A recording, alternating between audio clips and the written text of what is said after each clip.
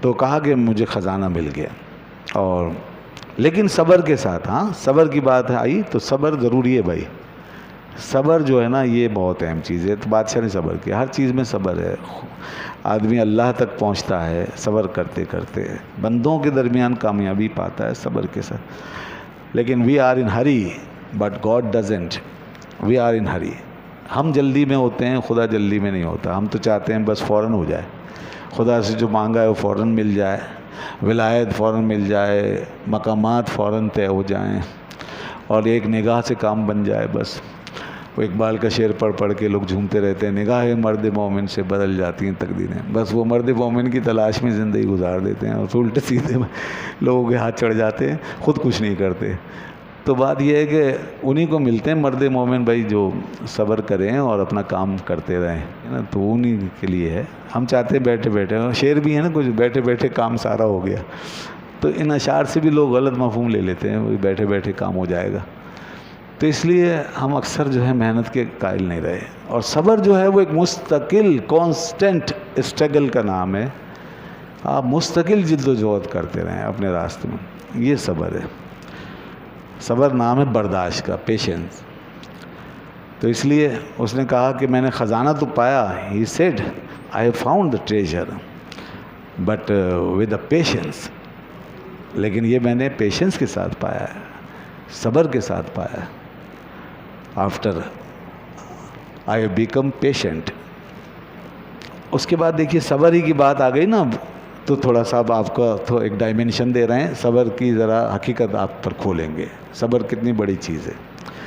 کہتے ہیں صبر تلخ آمد و لیکن عاقبت میوہ شیریں دہت پر منفعت. صبر تلخ ہوتا ہے بھائی، صبر میٹھا نہیں ہوتا. کہتے ہیں صبر کا پھل میٹھا ہوتا ہے. صبر جو ہے خود کڑوا ہوتا ہے، مگر صبر کا پھل میٹھا ہوتا ہے. تو صبر جو ہے کہہ رہے ہیں تلخ ہوتا ہے، خود تلخ ہوتا ہے، مگر یہ تلخی آپ کو ایک میٹھے پر لے جاتی ہے. صبر تلخ آمد و لیکن عاقبت. تو صبر، patience is better, patience is better naan sweaty. ولیکن عاقبت، لیکن اس کا انجام کیسا ہوتا ہے؟ انجام بتا رہے ہیں. کہتے ہیں ولیکن عاقبت، انجام اس کا میوہ شیریں دہت پر منفعت. شیریں پھل دیتا ہے، درخت کڑوا ہے مگر پھل شیریں ہے، اور ایسا شیریں ہے کہ پر منفعت بھی ہے، پروفٹنگ بھی ہے، بینیفٹنگ بھی ہے. تو بینیفٹنگ پھل دے گا، شیریں، سویٹی اینڈ بینیفٹنگ، ٹھیک ہے نا. But it's result is sweety and profiting اور بینیفٹنگ فروٹ. تو اس لیے کہہ رہے ہیں کہ صبر جو ہے اس کی تلخی پر نہ جائیں، تلخی اس کی گوارا کر لیں، اس کے بعد پھر دیکھیں. یہی تو ہے نا. اصل میں قدرت نے اپنا نظام ایسا بنایا ہے کہ انسان کے لیے جو منزل رکھی ہے، جو مقصود رکھا ہے نا، وہ ایک اسٹرگل میں رکھا ہے.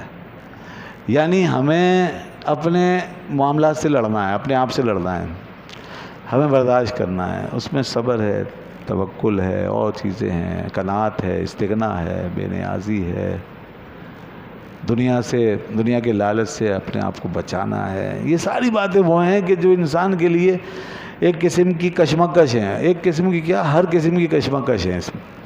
تو اس لیے انسان کشمکش کے اس ماحول سے گزرتا ہے تو منزل پہ پہنچتا ہے. اور اس میں تلخی سب سے زیادہ صبر میں تلخی ہے. صبر کی دیکھیں نا، صبر کیسے ہوتا ہے. صبر کا کیا یوں سمجھیں، صبر کی مثال جیسے مخالف، کسی بھی مخالف سمت میں کھڑے ہیں آپ، ہوا کے مخالف کھڑے ہیں، یہ ایک صبر کی مثال ہے. وہ مجسم اگر مثال ہم سمجھیں، پانی کی مخالف سمت میں آپ تیر رہے ہیں، ٹھیک ہے نا. اور اسی طرح آپ بلندی پہ چڑھ رہے ہیں. تو یہ سب چیزیں ایسی ہیں جس میں آپ کو ایک ہمت لگانی ہے. اسی طرح آپ اپنے ایسے غیر موافق ماحول کے اندر اپنے آپ کو رکھے ہوئے ہیں، مطلب بہت گرمی میں آپ برداشت کر رہے ہیں، بہت سردی کے اندر آپ برداشت کر رہے ہیں. یہاں جو چیز پیش آتی ہے بس یہ صبر کی حقیقت ہے. اور پھر یہ پہنچ جاتی ہے بڑے بڑے معانی میں اور حقائق میں. مثلا علم کے اصول میں اب آپ کو اسی طریقے سے جیسے آپ کو مخالف ہوا میں چلنا ہے، مخالف لہروں کے ساتھ آپ کو لڑنا ہے، سمجھے نا. اور اسی طرح دیگر کمالات حاصل کرنے کے لیے آپ کو یہ سب کرنا. ہم سمجھتے ہیں کہ صبر اس چیز کا نام ہے کہ آدمی دستبردار ہو جائے یا وڈرا کر لے یا ہاتھ پہ ہاتھ رکھ کے بیٹھ جائے اور اسٹرگل اور ایکٹیویٹی کو چھوڑ دے. نہیں، یہ صبر نہیں. صبر کا مطلب ایکٹیویٹی ہے، اسٹرگل ہے. صبر کا مطلب لڑنا، حالات سے لڑنا، مخالف سمت سے جو کچھ آ رہا ہے، پیش آ رہا ہے، اس سے لڑنا ہے اور آگے بڑھنا ہے. یہ صبر جیسا کہ وہ ایک تمثیل کی بات ہے. آج کی اس کو حقیقت نہیں مانتے، لیکن پہلے یہ ہمارے ادبیات میں اور شاعری میں یہ تمثیل رہی ہے، بلکہ اس کو حقیقت بھی سمجھا جاتا تھا. غالب نے ایک مثال دی ہے کہ دام ہر موج میں ہے ہنگام صد کام نہنگ. یعنی صبر کی حقیقت بتا رہا ہوں میں کہ موتی کیسے بنتا ہے.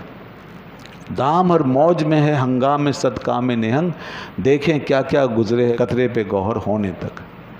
دام ہر موج میں ہے ہنگام صد کام نہنگ، یعنی یہ قطرہ ہے وہ موتی بن رہا ہے. تو پہلے ہی تصور تھا کہ قطرہ جو ہے وہ اس میں سی پی میں جاتا ہے، پھر وہ برسا برس اس پہ رہتا ہے، پھر موتی بن جاتا ہے. یہ تصور تھا، لیکن اب آج کل کی تحقیق نے اس کو رد کر دیا.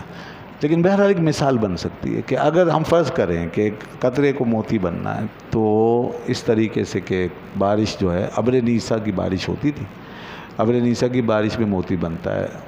ہاں، اور بانس پکے ہوتے ہیں، پھلوں میں رس پیدا ہوتا ہے. ابر نیسا کی بارش تو اس کو کہتے ہیں. وہ اس خاص موسم کی بہار کی بارش کے اندر یہ جو سی پی ہوتے ہیں نا، یہ اوپر آ جاتے ہیں لہروں کے اوپر، اور ادھر سے لہریں ہیں وہ اپنے پورے جوش پہ چل رہی ہیں. سی پی اپنا منہ کھول دیتا ہے، کوئی قطرہ لینا چاہتا ہے تاکہ پھر وہ قطرہ موتی بنے. تو اب قطرہ جو اوپر سے گر رہا ہے، ہزاروں لاکھوں گر رہے ہیں، اب ان کی کوشش ہے کہ سی پی میں جگہ مل جائے. تو اب لہریں ہیں.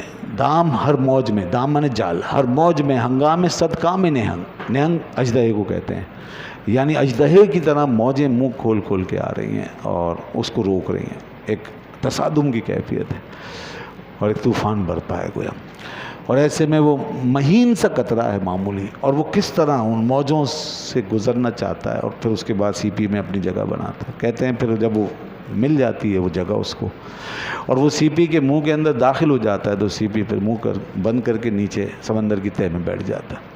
پھر پتہ نہیں کتنی سالوں صدیوں میں وہ موتی بن جاتا ہے. تو یہ ایک فلسفہ تھا. تو اب آگے کہا نا، دیکھیں کیا کیا گزرے ہے قطرے پہ گوہر ہونے تک. تو ایک قطرے کو گوہر ہونے کے لیے کیسے کیسے صبر آزما مراحل سے گزرنا پڑا. تو بس یہی چیز ہے. صبر جو ہے وہ بہرحال ضروری ہے.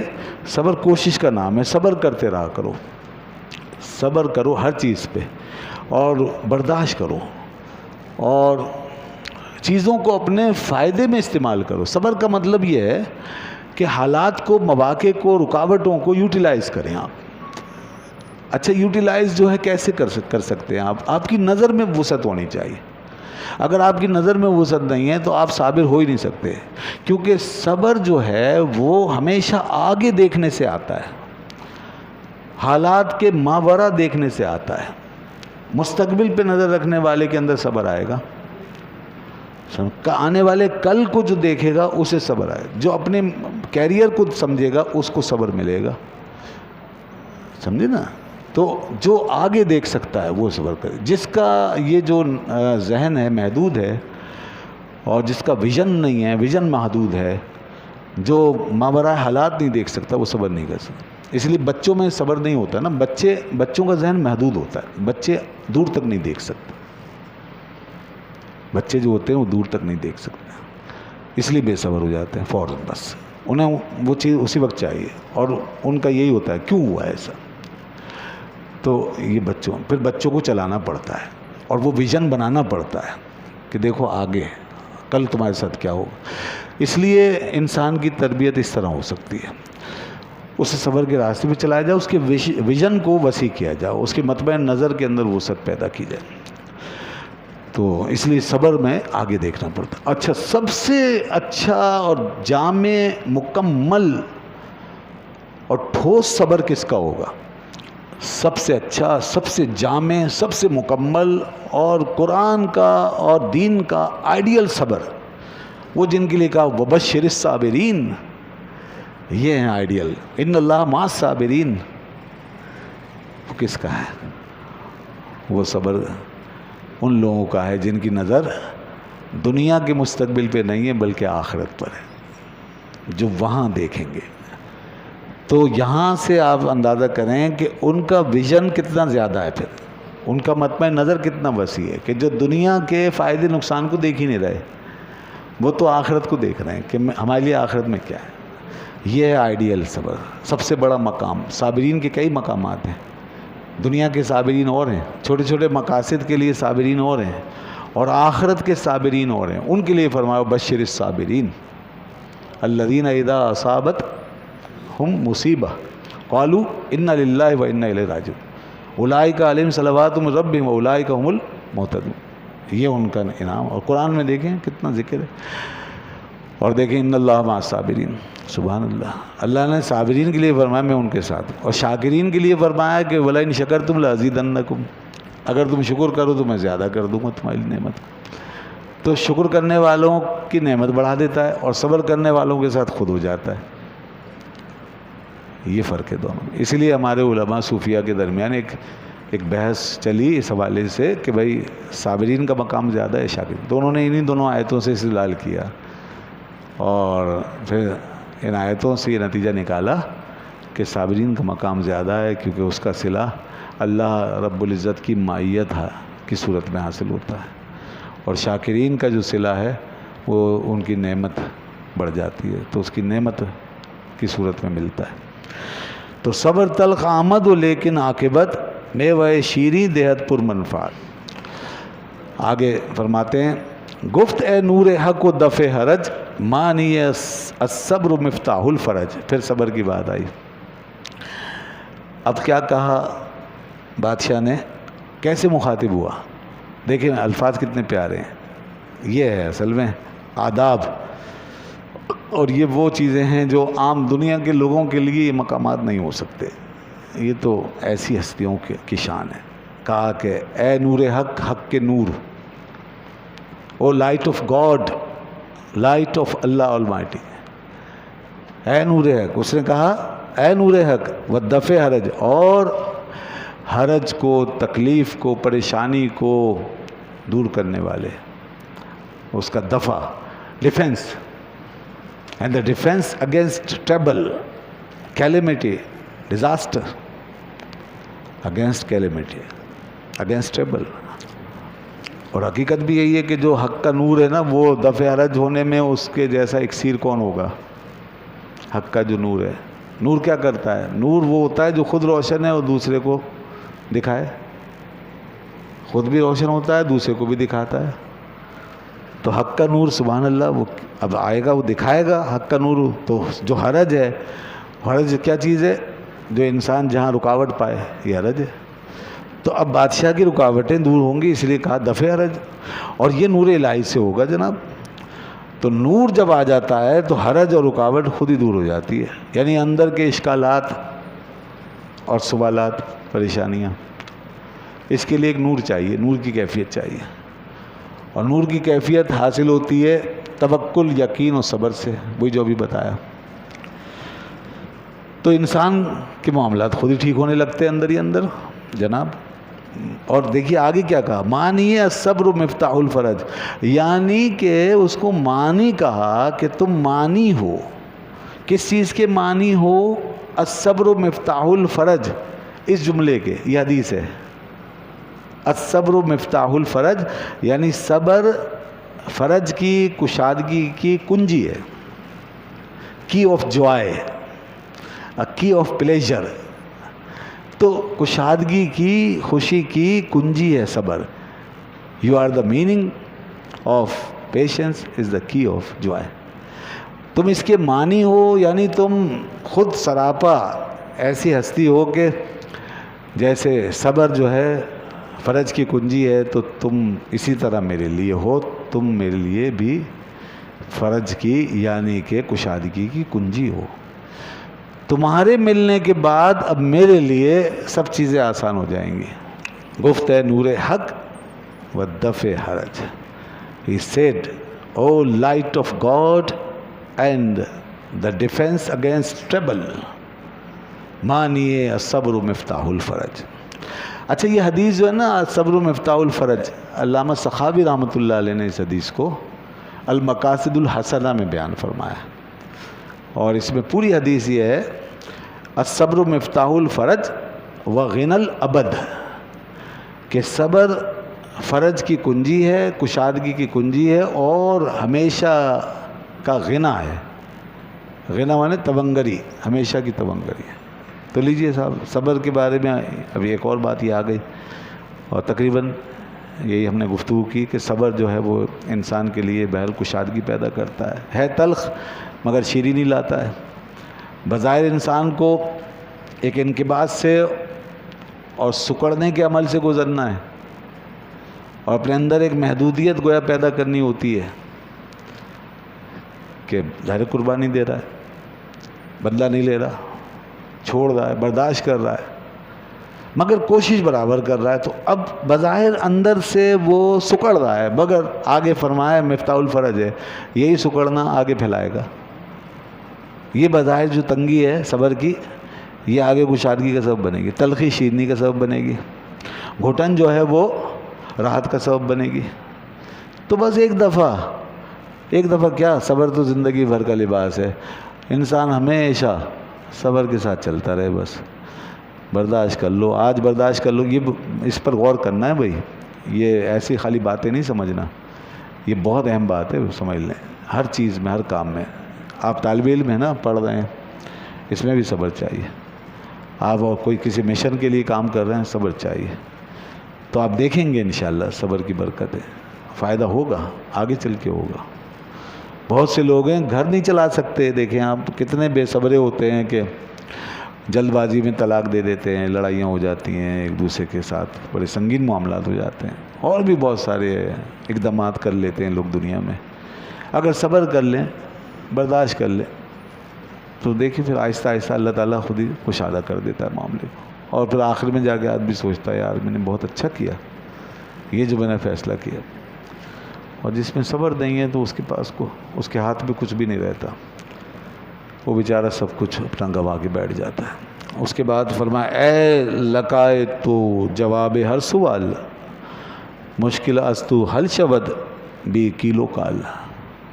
اسی سے مخاطب ہو کے کہہ رہا ہے، مخاطب ہے، اے لکا اردو میں کہتے ہیں لکا، یعنی تیری ملاقات، آپ کی ملاقات، کاؤنٹیننس، او یا ہوس کاؤنٹیننس، آپ کی ملاقات جو ہے ہماری آپ کے ساتھ، یہ کیا ہے؟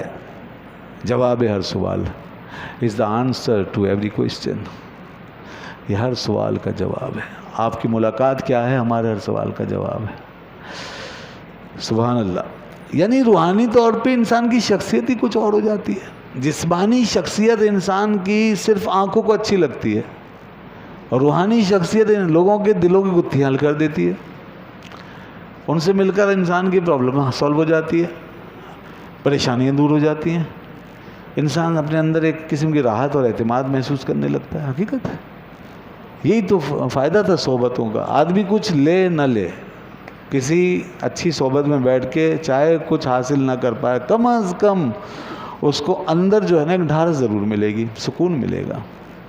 تو وہی فرما رہے ہیں کہ اے لقائے تو جواب ہر سوال، مشکل استو حل شبد بے کیلو کال. یعنی آپ کی وجہ سے مشکل جو ہے وہ حل ہو گئی بغیر کیلو کال کے، وداؤٹ ڈسکشن. مشکل جو ہے وہ خود بخود حل ہو گئی، مشکل جو ہے وہ حل ہو گیا. Hard knots are loosed without any discussion. جتنی مشکل تھی سب خود بخود حل ہو گئی. There is no problem, everything. تو ہر چیز جو ہے وہ حاصل ہو گئی گویا، اور انسان جو ہے وہ خوش ہو گیا. یعنی بادشاہ سلامت خوش ہو گئے اور کہا کہ آپ کے بس ملنے سے ہی ہمیں یہ سب کچھ سعادت حاصل ہو گئی. سبحان اللہ. ترجمان ہرچے مارا درد دل است، دستگیر ہرچے پایش در گل است. آپ ترجمان ہیں، اے طبیب الہی، ہرچے مارا در دل است، ہمارے دل میں جو کچھ ہے اس کے ترجمان آپ ہیں. آپ چونکہ دل کی دنیا بسائے بیٹھے ہیں تو اب لوگوں کے دلوں کے معاملات آپ کے ذریعے سے حل ہو رہے ہیں، آپ ترجمانی کر رہے ہیں. تو یہ ہے نا ایک کمال کی بات کہ آدمی لوگوں کے دلوں کی ترجمانی کرے. گفتگو میں اگر لوگوں کے دلوں کی ترجمانی ہو تو لوگ بڑے خوش ہوتے ہیں. یہ تو روحانی باتیں ہیں.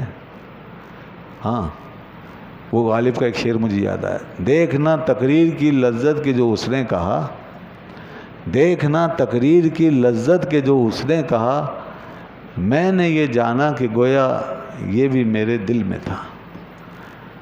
کہتے ہیں تقریر کی لذت اس میں ہوتی ہے، آدمی تقریر کرے، گفتگو کرے تو ایسی بات کرے کہ سامنے والا سمجھے کہ یہ تو یار میں سوچ رہا تھا وہی بات آپ کر رہے ہیں، یہی میرا مسئلہ تھا وہی بات آپ کر رہے ہیں، میرے دل میں بھی یہی تھا.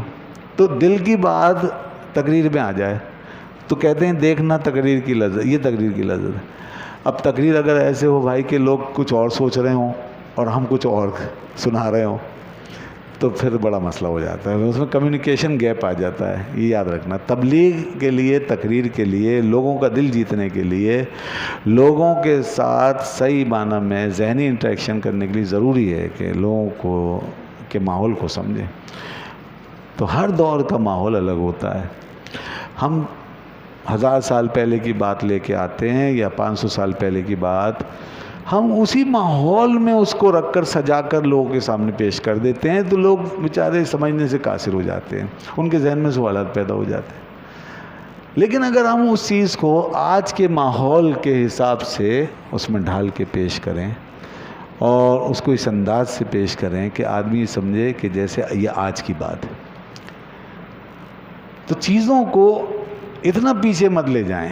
یعنی وہ چیز تو پیچھے کی ہے مگر لوگوں کو اس کے پیچھے اتنا دور تک نہ لے جائیں کہ لوگوں کو اس کو سمجھنے کے لیے اپنی صدی سے گزرنا پڑے، پھر پچھلی صدی سے گزرنا پڑے، پھر اس پچھلی صدی سے گزرنا پڑے. اتنی صدیاں کراس کر کے لوگ وہاں تک جائیں، کیسے جائیں؟ آپ تو پہنچ گئے لیکن وہ جو سن رہے ہیں سارے وہ تو تھوڑی دیر کے لیے آئے ہیں، وہ اتنا لمبا سفر نہیں کر سکیں گے اور وہ بولیں گے پتہ نہیں کیا باتیں کر رہے ہیں. تو یہ ذرا سمجھنے والی بات. اس لیے یہیں رکھ کر کے اس سارے پچھلے میٹر کو، اس مسئلے کو اٹھا کر آج کے ماحول کے ساتھ کیسے آپ اس کی فریکوینسی ملا کر کے بیان کر سکتے ہیں وہ کریں. مسئلہ نہ بدلیں. یہ یوں سمجھیے اس کی مثال جیسے شراب وہی ہے، جام بدل دیں. شراب کہن جام نو کے اندر رکھ کے پلائیں. شراب کہن، شراب وہی رہے گی، جام نیا کر لیں. جام نو جو ہے یہ ہونا چاہیے. مسئلہ وہاں بنتا ہے شراب بھی پرانی تھی اور جام بھی بڑا پرانا سا جام جمشید کی طرح لے کر بیٹھے تھے. تو لوگ دیکھتے ہی ڈر گئے، یار یہ کون کرے گا اور یہ کیسے ہوگا، یہ تو بڑا مشکل ہے. تو اس طرح مشکل بنا دیتے ہیں. تو غالب نے اچھی بات کی کہ دیکھنا تقریر کی لذت کے جو اس نے کہا، میں نے یہ جانا کہ گویا یہ بھی میرے دل میں تھا. تو یہ تو بات ہو رہی ہے ہماری اس چیز کی جو سب کی دسترس میں ہے نا، ہم سب کے یہ تو ہم ہر آدمی کر سکتا ہے، اس کے لیے ظاہری علم چاہیے. مگر ہم یہاں اس وقت جو بات کر رہے تھے شعر کی روشنی میں وہ کچھ اور ہے. وہ تو یہ ہے جناب کہ روحانی طور پہ انسان کا معاملہ ایسا ہو چکا ہے کہ وہ سراپا ایک گویا کہ معنی بن گیا ہے. جو سراپا معنی بن جائے، ایک ہے معنی کا اظہار کرنے والا، ایک ہے سراپا معنی بننے والا. تو یہ جو بات ہم نے ابھی کی ہے غالب کے شعر کی روشنی میں، یہ معنی کا اظہار کرنے کے حوالے سے، اور یہاں بات ہو رہی ہے سراپا معنی بن جانے والے کے حوالے کہ جب آدمی خود معنی بن گیا ہے تو اب اس کا وجود پورا کا پورا لوگ دل کی آواز ہے. بس ہاں، اب دل کی آواز.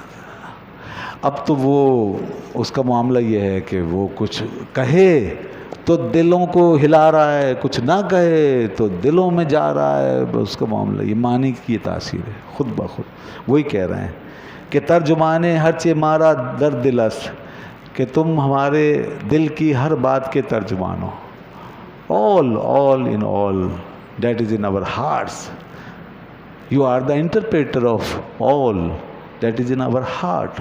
جو ہمارے دل میں ہے تم اس کے interpreter who. You interpret that.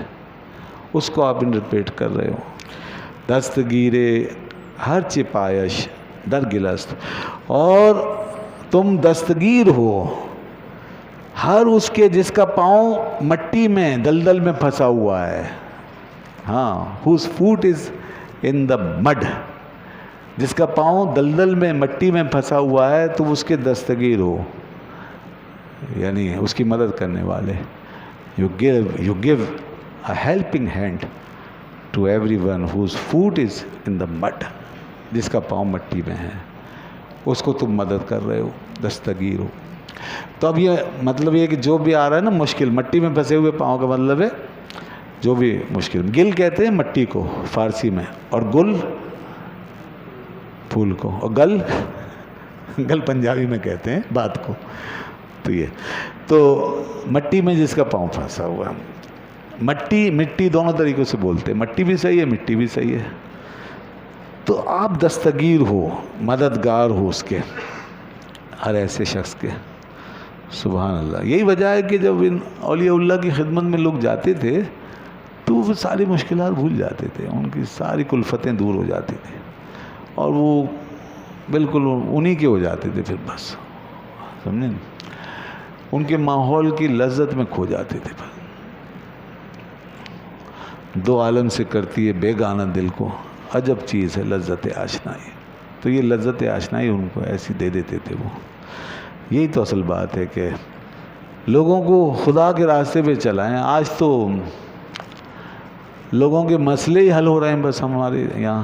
اب تو یہی کام ہے. اب جو خانقاہیں ہیں، اب پیروں فقیروں کے یہاں جو ہے وہ کام ہو رہے ہیں، جو حکیموں کا طبیبوں کا، وہ سارے کام کرا لیں آپ. تعویذ کون سا چاہیے، یہ والا وہ والا وہ والا یہ والا، یہ سارے دستیاب. کون سی بیماری ہے بھائی، یہ ہو گیا صاحب. وظیفہ کون سا پڑھنا، یہ بھائی یہ ہو رہا ہے اب تو ان کا کیا تعلق ہے اس دل کی دنیا سے؟ یہ تو گل کی دنیا ہے، گل کی، یعنی وہ گل میں ہے بندہ اور یہاں بھی گل ہی کا کام ہو رہا ہے. تو اصل چیز تو یہ کہ گل میں ہے اور دل کا کام ہو جائے. یہ فرما رہے ہیں کہ آپ ایسے دستگیر ہو. تو اب خانقاہوں کا صرف یہی مسئلہ، اور لوگوں کو بھی ایسی خانقاہ چاہیے بھائی، ایسی بابا چاہیے کہ جو سر کا درد ٹھیک کر دے، پیٹ کا درد ٹھیک کر دے، نوکری ووکری دلا دے، بچہ نہیں ہو رہا بچہ وہ ہو جائے، کوئی شادی نہیں ہو رہی تو شادی کروا دے، اور بچہ نہیں ہو رہا تو بچہ دلوا دے، وغیرہ وغیرہ. بس یہی ہے. اور وہ جس نے کر دیا کام ہو گیا، لگ گیا تکا، بس اس سے بڑا نہ کوئی ولی، نہ کوئی غوث، نہ کتب، وہی سب کچھ ہے. ارے خدا کے بندو، حق کو کتنا پایا، اندھیرا کتنا بھگایا. اصل کام تو یہ تھا اللہ والوں کا. اور پہلے اسی لیے آج جیسے خانقاہوں میں تعویذ دھاگوں کی دکانیں کھلی ہیں، پہلے ایسا نہیں تھا. یہ نہیں بتاتے اولیاء کرام کے حالات میں نا، کیونکہ وہ ناراض ہو جاتے ہیں پھر لوگ جو یہی کام کر رہے ہوتے ہیں. تو ہمیں تو یہ بتانا چاہیے کہ غوث پاک کے دربار سے لوگوں کو اصل فیض ملتا کیا تھا. ہم کوئی تعویذات کا انکار نہیں کر رہے معاذ اللہ کوئی کہ یہ کوئی ناجائز یا حرام ہے، یا دم درود کے کوئی ممکن ہے، اس کا انکار نہیں کر رہے ہیں. ہم یہ کہہ رہے ہیں کہ اب کام یہی رہ گیا بس. اور پہلے جو ہے یہ کام ایسے ہوتا تھا بس جیسے دعا کر دی اور ان کی نگاہ فیض سے کوئی کام بن گیا اور ان کی برکت سے بن گیا. یہ سب اس طرح ایسا نہیں تھا. وہ دکان کھلی ہے صاحب، بس یہی کام ہو رہا ہے اور لوگوں کے امراض جسمانی ٹھیک ہو رہے ہیں. نہیں، یہ تو اسپتالوں کا کام ہے، یہ سب ڈاکٹروں کا کام ہے، طبیبوں کا کام ہے. اور بعض لوگوں کا ایسا اعتقاد ہے آج بھی کہ جناب جیسے بس ہر بیماری کا علاج ہو رہا ہے وہاں پر، اور وہ اتنا پروپیگنڈا کرتے ہیں سوشل میڈیا پہ بس جیسے سارا. تو وہی ایسے ایک دو باباؤں کو کسی بڑے اسپتالوں پہ لے جا کے بٹھا دو تاکہ وہ جتنے مریض آ رہے ہیں ان کا ایسے کام ہو جائے. تو بہرحال یہ سب باتیں اسی طرح سے زیادہ تر شور مچانے والی ہوتی ہیں.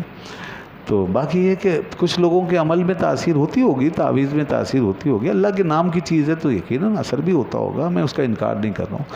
مگر ہم نے بہرحال اپنا نظریہ بڑا محدود کیا ہوا ہے. یہ ولایت وغیرہ کے معیارات نہیں ہیں، یہ بزرگی کے معیارات نہیں ہیں. ولایت و بزرگی جو ہے ان بزرگوں کے یہاں جا کر ہی دیکھیے. آج کے بزرگوں کے یہاں جا کر دیکھیں گے تو ان کی بزرگی بھی بہت چھوٹی محدود سی نظر آئے گی اور ان کا تصور بھی بگڑ جائے گا.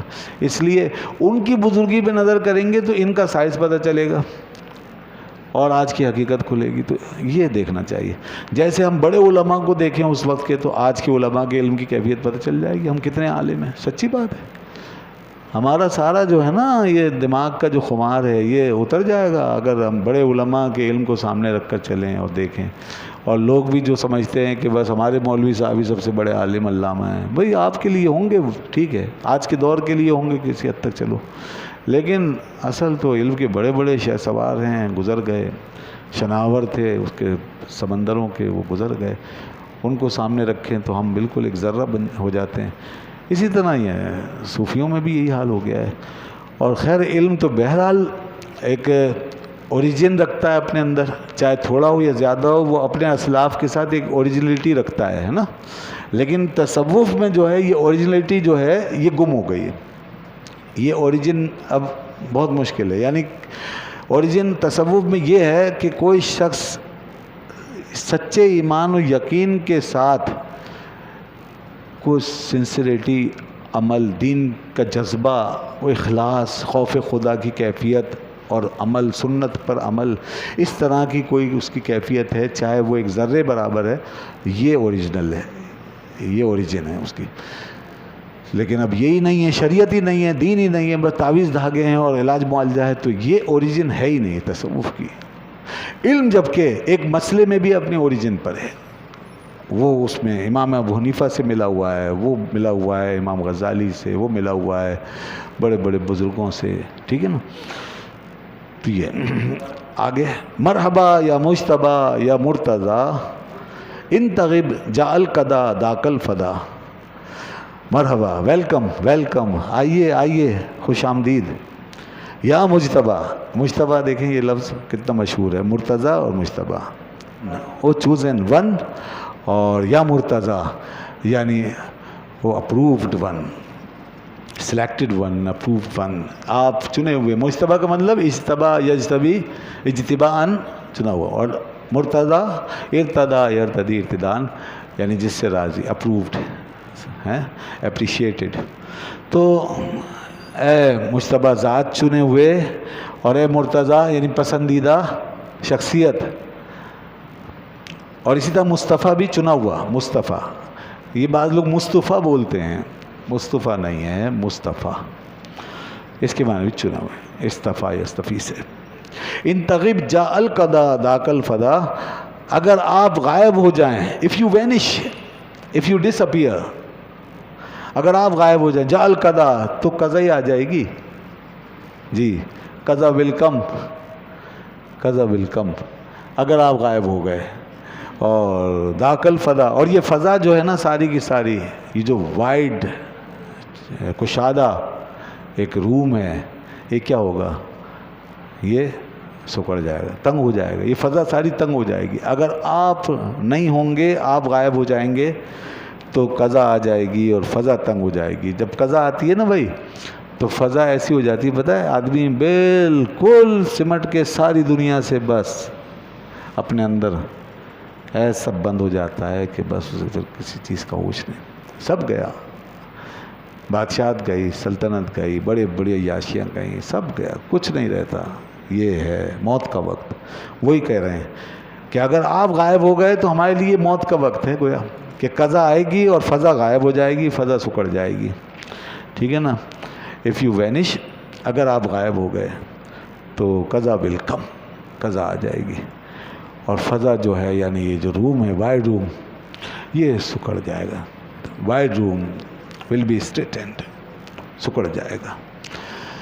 قضا will come and the wide room will be straitened. اس کے بعد کہتے ہیں انتا مولا القوم من لا یشتہی قد ردا کلا لئن لم ینتہی. آپ قوم کے مولا ہیں. مولا کے معنی کیا ہے؟ مولا کے معنی دوست کے بھی ہوتے ہیں، مولا کے معنی مددگار کے بھی ہوتے ہیں. مولا کے دسیوں معنی ہے بھائی، دسیوں. ٹھیک ہے، چچا زاد کو بھی کہتے ہیں، مولا غلام کو بھی کہتے ہیں، مولا آقا کو بھی کہتے ہیں. اب حسب موقع اس کا استعمال ہوتا ہے، جیسا موقع ہے اسی طریقے سے اس کو استعمال کرتے ہیں. تو من کن تو مولا ہو فعلی مولا ہو، اس کا معنی ایسے ہی کریں گے کہ جس سے عقیدہ خراب نہ ہو. جو اہل سنت کا دین کا عقیدہ قرآن و حدیث سے حاصل ہے اس کو اسی طریقے سے معمول کریں گے. تو اگر دوست کے معنی میں لے لیں تو یہ اپنے عموم پر ہے. من کن تو مولا ہو، جس کا میں دوست ہوں، جس کا میں والی، جس کا میں دوست. علی بھی اس کے دوست ہیں، اس میں کیا شک ہے؟ بالکل اپنے عموم پر ہے. بے شک آپ نبی پاک صلی اللہ علیہ وسلم سب کے لیے دوست ہیں، سارے مومنوں کے، ساری ہستیوں کے، انبیاء کے، مرسلین کے. تو بس اسی طرح سے علی رضی اللہ عنہ بھی سب کے دوست ہیں. ٹھیک ہے نا. لیکن ہمارے عرف میں مولا جو ہے عام طور پہ آقا کے معنی میں ہوتا ہے. اب عربی کا ماحول اور ہے، اردو کا ماحول اور ہے. مولا جو ہے نا ہمارے عرف میں آقا ہوا، اسی لیے عرف کا لحاظ رکھا جاتا ہے.